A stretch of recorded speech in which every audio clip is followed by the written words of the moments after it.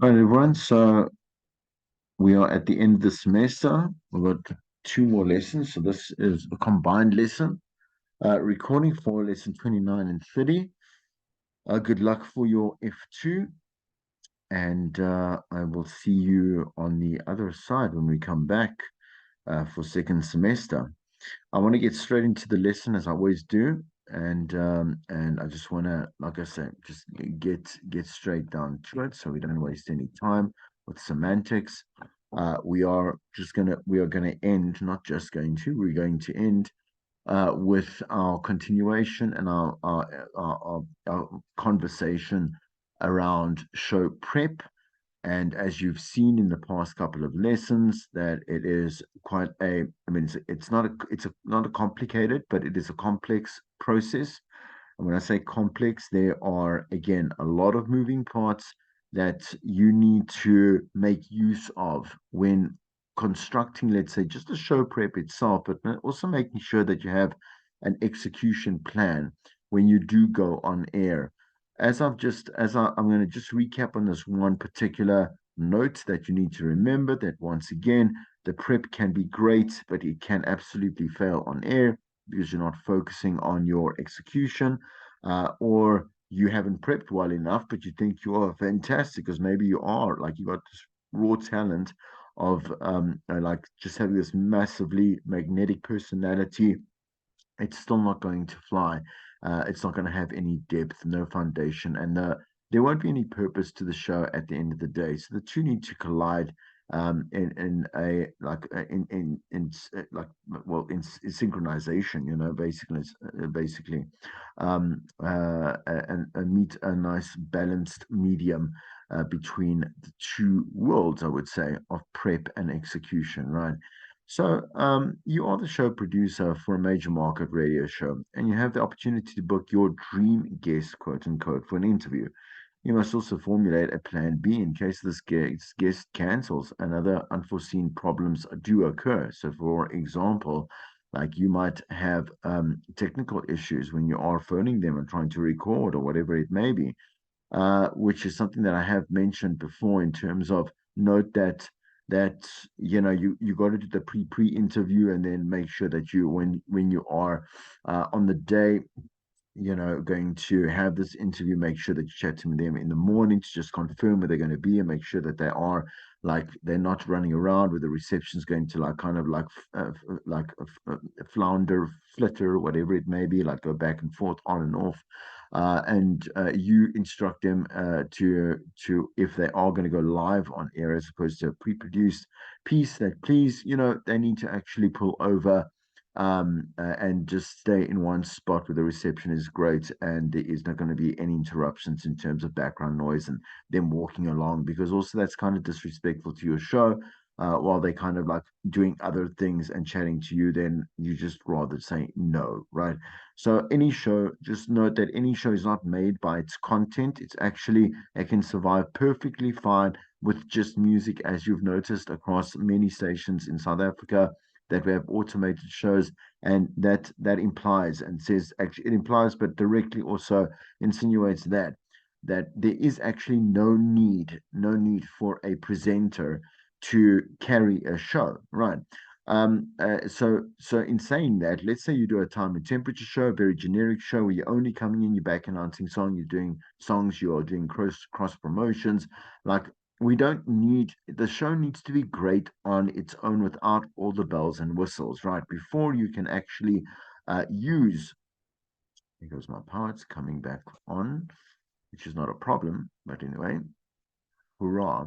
So so the thing is, again, you need to understand that you have to be able to survive without, again, all the added value elements that we do have, or the benchmarks, or the features, or whatever it may be that we do have in radio. The show needs to stand on its own at its best ability, and so do you at the end of the day. Putting in a, let's say, an interview, for example, is an added value product. You understand? You're adding value to the show, because a show at the end of the day is just music and a presenter, let's say, with jingles and IDs or whatever it may be, and if there is news and weather or whatever it is, that's all it has to be. You understand? to just get by, and people will still be happy. They're not going to say, "Oh, where's the presenter? Why are they not talking more?" They're going to genuinely choose the music over you all the time, anytime. So, once again, when you are deciding to put something on air, in this case, we are chatting about the interviews right now. Make sure that it is something that is as good as the number one song on your top 40 or top 20 chart. Okay, so the guest that you're going to choose, who is she or he? Why is she or he here within this context for the reason why that you will choose airtime of your own show to put it on, like put this interview in there, but also place it there so that it is of relevance and it matters to your listener. Where does he or she live or come from? Very important in the sense that, like, if we need some kind of contextual relevance to be able to like I say, hit home or directly connect with the listener. So let's say we are talking about a like community problems. It doesn't really help to actually have someone that doesn't live there, that doesn't know anything about that, to make commentary on, etc., whatever conversation. It would rather make sense that they either have come from a similar, like I say, backdrop or background or wherever it is, or they are living and or they're working in that particular scenario. Present materials, book articles, records, etc., about the guest to the host. Okay, so in other words, like when you're doing your research, one, research them, as I've said before, research them well, so that you have the power of perspective, and you have information and knowledge, and you can decide how and when and just I would say why exactly, right? You want to say what you need to say with this particular guest. Check with the presenter normally yourself again, because you are again, once again, going to live a solo life for by about 70%, if not all your career in the industry or being on air. Without landing on a show that actually needs a producer like Breakfast Drive or again specialty shows or collab shows, so you check with your presenter, are you interested? That's what you ask them. Are you interested? And so we do the pre-prep, the pre-prep meeting with our team, right? Okay, to see whether the buy-in is also coming from the presenter themselves. They are also knowledgeable just as much as you are, if not you being more knowledgeable, because as a producer, you should know more than what a presenter needs. Do you understand? Because you are going to be the comedian. You are going to be the extra, like I say, the super slice of cheese that they would not, be able to, let's say, contribute or add value to the show. You're the one that knows the more educated or learned direction for, because you are, like I say, a chameleon across different shows, across different platforms, across different specialities, and definitely across different types of audiences, right? So you gotta talk about them. It's not like, are you interested? They say no. And then you'd be like, well, why aren't you interested? Explain yourself. What piqued your interests? Note, this is useful when trying to get a sense of what the host might like for future shows as well. You may fill in your own opinion in lieu with of in yeah in lieu, right, of the hosts for this exercise, right? So again, it is about the collaboration, but as a producer, let's say if you are acting as a sole producer and you are working with your presenter, you need to have these meetings of just brainstorming first and foremost every single day. If you do have a day show, a weekday show, and then you would go and then refine it, come back to them, like give them a draft of the prep. They would then customize it slightly just to make sure that they are making it their own approach to, without changing the idea, and again, kind of like trivializing your role at the end of the day. That's not healthy, obviously. And then why produce in the first place, right? So what would you like from the guest? Do you want him or her in the studio, by phone, or pre-recorded? How long would you like the piece to be? And that's really important. Like we are all guilty, and you will experience this constantly, not every single time, but constantly throughout your career, where where as much as you can pre-prep, and again you can pre-screen and you can have the pre-interview with this particular guest, and they seem to want to dominate that particular time on air, and then they throw it off course because all they want to do is talk, all they want to do is promote, all they want to do is not answer your questions directly, and they're not obviously advocating conversation. So this is a big problem, right? So stick to, like, really push them, and again, as I've said in previous ones, like, push them and say, listen, I have to stop you mid sentence because they genuinely have no comprehension of one train of thought, right? And that is, like I say, when I say it's rare with a person, that's when we said before, they might just be nervous and they've never really been on, like I say, a media platform before. They don't know how to actually run a conversation in terms of that space. And they might just carry on with facts and facts and facts. It gets more boring and more boring. Or the other thing is that they want to push an alternative motive, or alternative motive, which is not allowed. So you'll stop them and say, in the middle of the conversation, don't care if it's rude because it's not hurting your product. And then again, what is plan B? The plan B concept is something that needs to be carefully thought of. You need to get the best second option of, if you do not get, again, what you should always be aiming for, which is option number one, the best option for your presenters to make sense. Sorry, for your listeners to to understand what it is that you are, again, concentrating on. So don't just go and flicker off to whoever you can get. Have a very credential plan B, and or creditable. There we go. Creditable plan B, and then go forward with that again with the same process as we've just been explaining. Producing is a tough gig.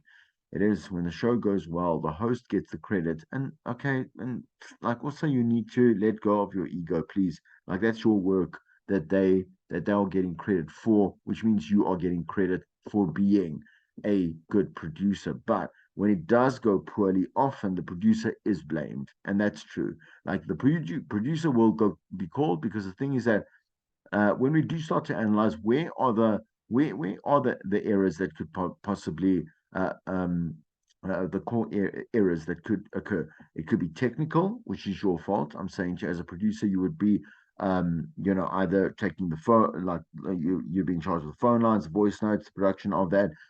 Let's say there might be a simulcast that you're doing, like, you're in control of all that stuff, or you're not assisting the presenter enough.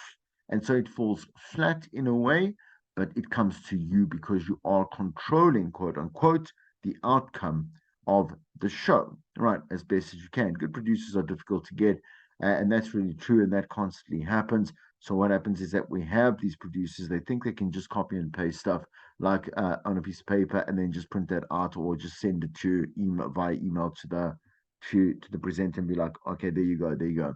Presenter, like a producer, understands, like different thought processes and patterns, as well as guidance. Like, so, in other words, to keep coherent thought, you need to move from one thing to another, to another, to another.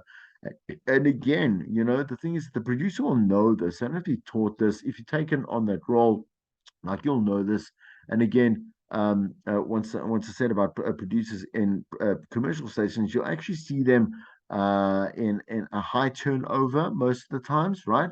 Because we find that we get less than adequate producers put into big shows, like I said to you, like the drives, the breakfast, where they are supposed to be.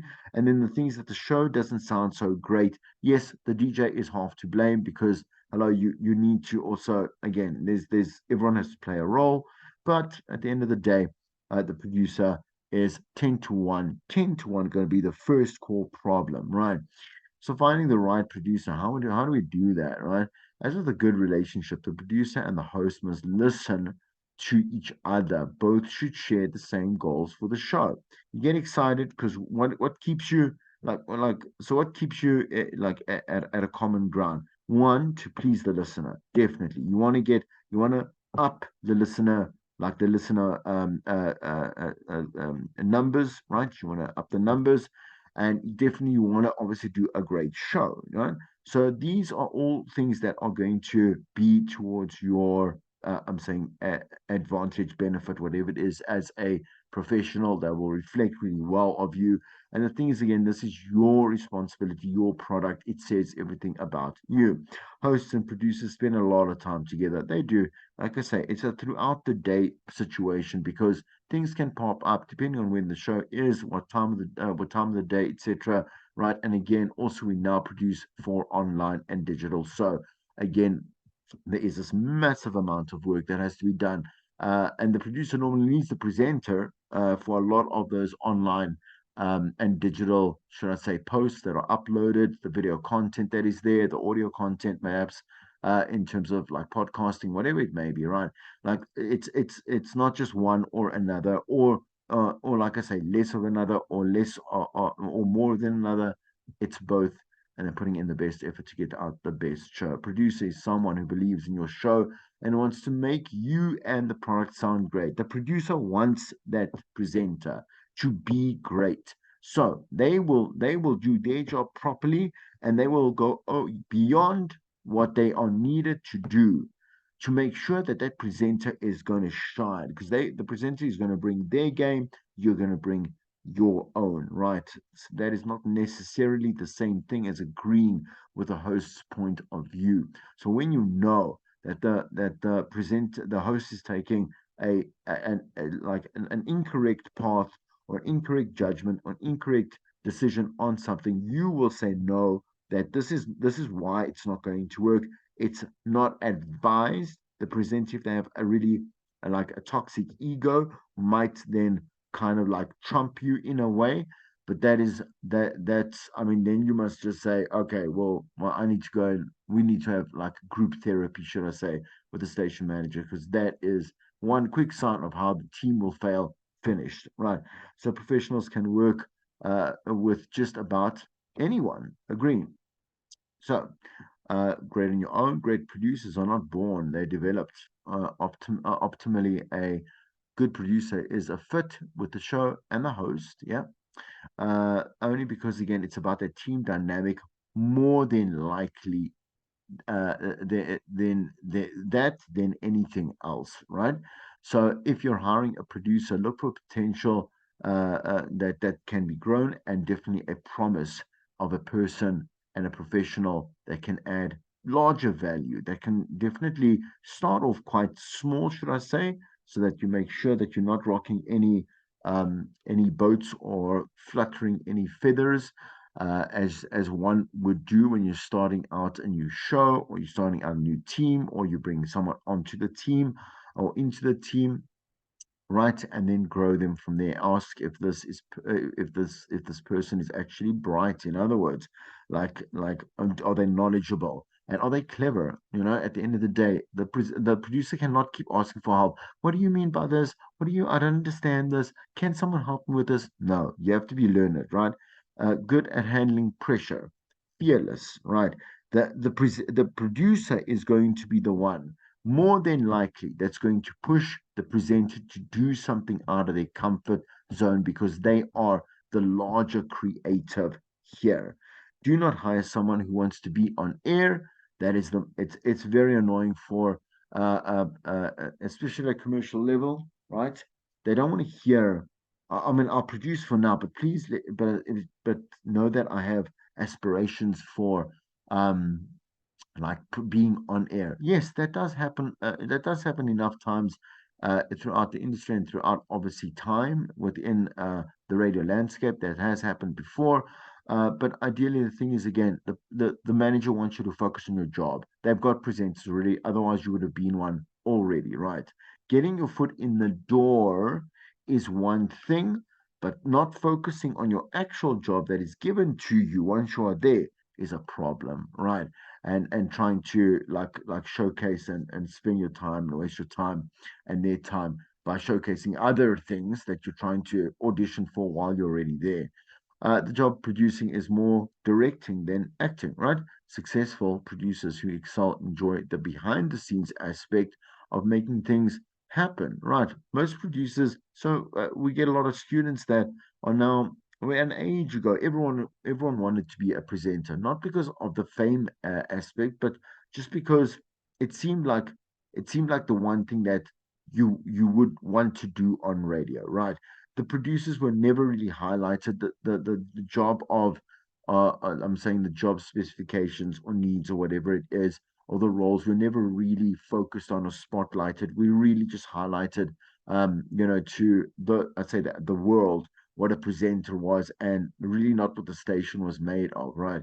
As producers, as people learned more that the medium, the radio medium, became more accessible, like you right now, who's listening to this or watching this, and has been studying the different types of medium here at Boston Media House, like you understand that there are roles that match what you want out of your job when you're going. So there are people that just want to produce, in fact, more so than we have presenters or people that want to be presenters these days. So good producers are often forced to go to TV or leave the industry if they want to be paid with what they are worth. It's true. You'll never get paid as much as the presenter.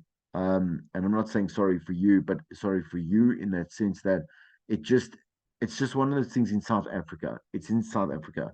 So why I said before that the producer normally has to have more experience, more knowledge, a lot like has to be older and has to know more than the presenter is because everywhere around the world where radio matters, the producer is actually in control, not the presenter, because of these things that I've mentioned above. And they are the ones that get paid more and bigger salaries because of the importance of their role. It is just in South Africa, I'm saying to you, not the only country in the world. We're talking about radio based or radio frontiered countries, right? In comparison to them, that the producer will not get close to what the presenter does. And never talk money. It's going to get you fired, just in general. Don't talk money with any of your peers. Sidebar. Okay. This is very little. There is very little producer training or job security available. It's true. So the thing is, the moment that they don't need you, just like they don't need a presenter, they'll just let go of you. The producers have found their way that actually there are some producers that have lasted like the sands of time, man. They've been around forever on one particular show, and the hosts have changed many a time, right?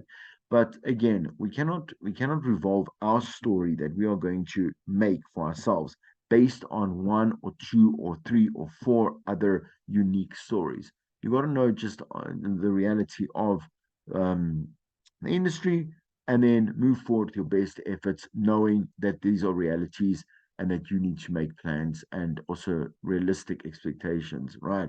So if you find a good producer, do whatever it takes to keep them actually. A good producer can contribute tremendously towards making the value of that show super powerful, man. And again, someone that really wants to do the job, someone that really loves the loves doing that job. Um, and he's super focused on just success, value, like and again, like customer happiness, which is your listener. A bad or angry one can damage you, definitely. Make your producer feel valued, and that's the thing. I'm not saying that they have an attitude, but they will when you start treating them like rubbish. Today's producers are tomorrow's program directors, and that's the truth. And you can understand that from what I have said. You have to know much more. The presenter only knows one thing, which is how to present. That you know a whole lot more. You deal with the sales department, deal with the PR, you deal with the copyright, you deal with the sound engineering.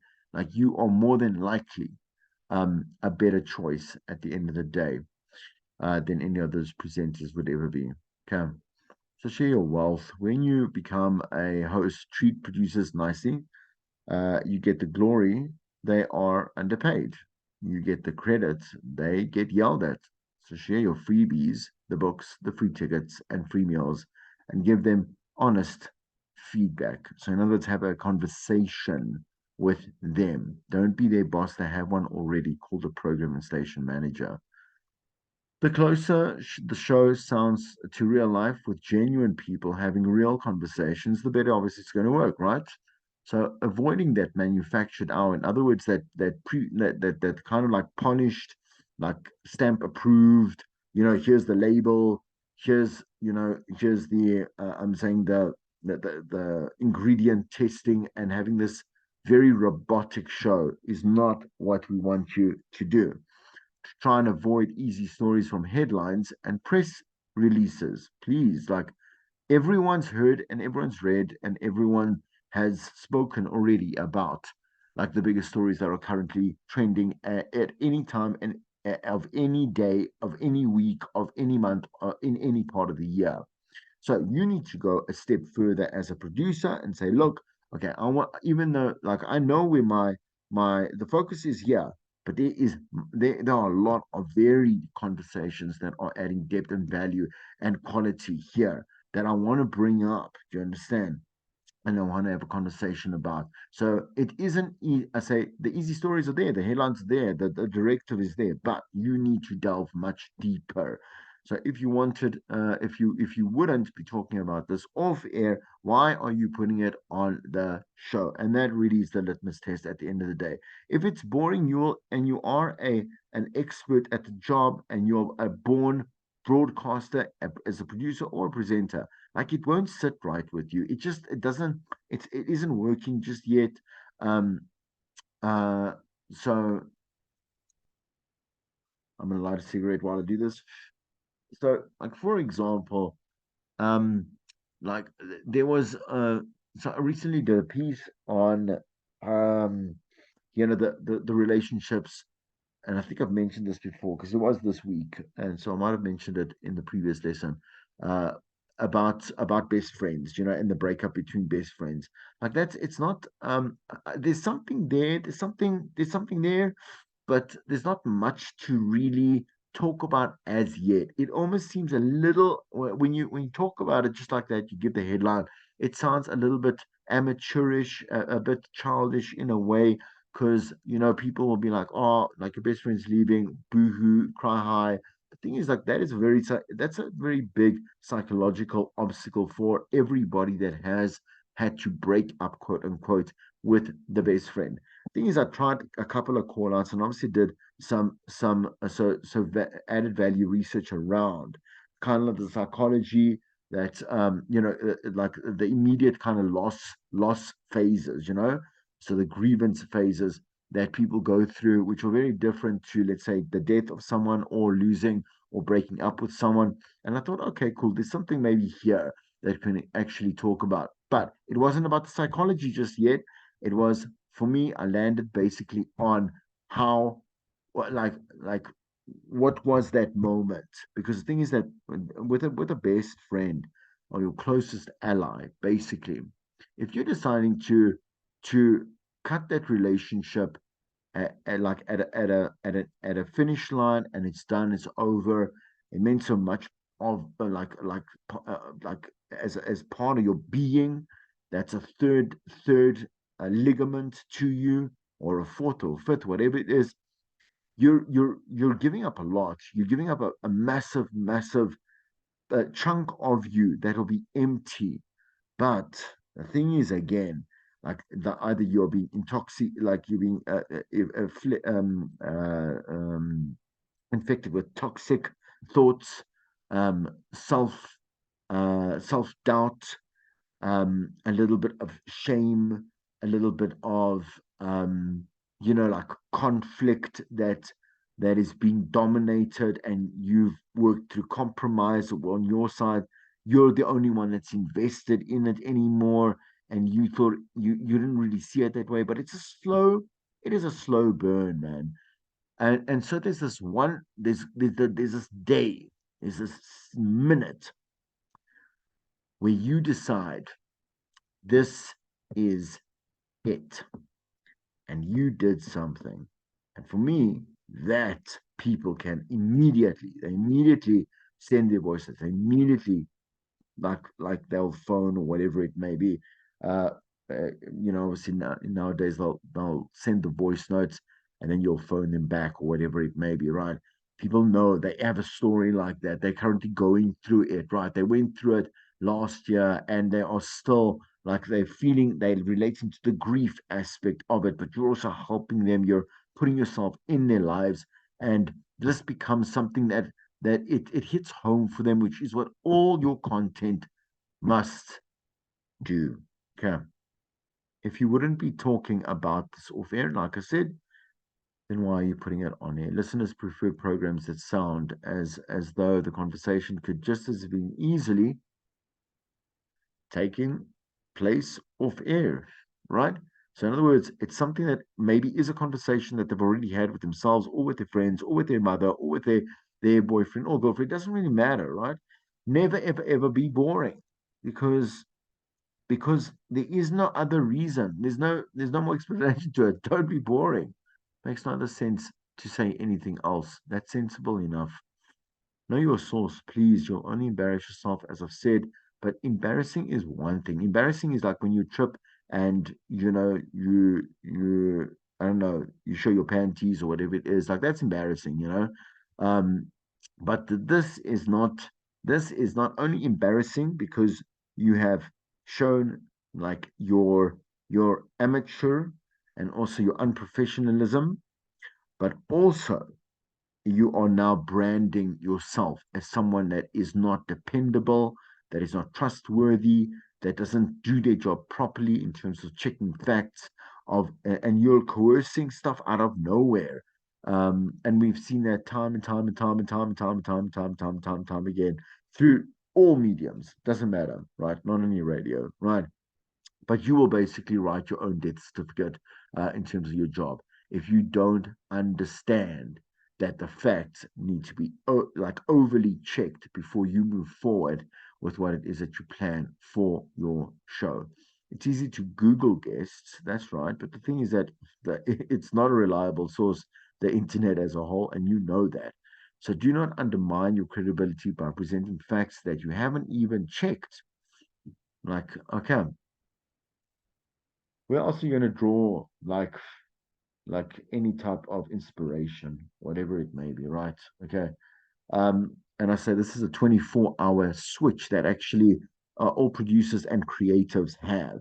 Like when you are in the zone, which I mean, you are working for a station, you are working for a TV channel, you're working to do a podcast, you're working to write articles, whatever it may be, right? Okay. Like you need inspiration consistently. You always need content. You must look at the world around you with open eyes 24 quote and 7 and 7 now your life, bring an idea from your own life, right? So anecdotal stuff, overheard and observed things that you see and you want to ask questions about. You got to be like curious to be like, why are they saying this? Like, I've heard this before. This is definitely a great conversation, or it's an absurd conversation. It's an interesting conversation, right? News that you talk about off air, one item from the news that you would actually talk about with another person in real life, which is the immediate thing that we actually do with people like co-workers, with people like friends, with people like family. We do that because the thing is that things that happen in the news affect us in our everyday life, right? Okay. So we'll have these conversations, try zone into why that conversation came up. Why was it important in that context with that person? And now start to, like I say, repolish and repurpose it for a universal angle that you have approaching your show. A producer helped to get his host or her host. Ooh, that's a very um, sexist. Okay, so get his or her host the universal angle of a topic, right? So again, that's what I'm saying to you. As a producer, you come and you say, okay, cool. So this is what we have, right? How are you going to how will you put into your prep as a producer? Like from let's say anecdotes, whatever it is, you don't put your anecdotes. You got to chat to your host because they're the ones that are going to put their own stories, their own opinions for that comes into the meetings. Example, the host had promised his wife, in this case, right, he would paint the garage. Because he preferred to watch football on Sundays, they got into a huge fight. He and his producer decided that the paint, the garage, and the argument were his private life, but there was a universal angle to the work to work into the show. The producer found a psychologist who has just published a study on male female relationships. Right, it seemed most men didn't care whether a woman gained weight or was a lousy cook. What they hated most was the nagging. Why? Because their mother nagged them. The topic went on, their exes nagged them, like whatever it may be, right? This is a little bit too sexist, I would say, but anyway, it doesn't matter. Like, it's just an example. The topic went on for 2 hours with a lot of humor. You can bring it on as a, again, you can take your own angle. In this one, they went more humorous, right? Like, for example, maybe, well, how do you know when there's about there's going to be a fight that's going to happen? Like, it's going to go down, right? And the man is going to fight a losing battle. Like, there are certain words that your wife or your girl, your side chick, whatever it is, or your mother, whatever it is, there's a certain word, a certain phrase, right? And okay, like, I better put on my like boxing gloves. It's time to go. Let me give it another shot. Let me see if I come out as the winner this time. It took a talented producer to help to find the universal angle too.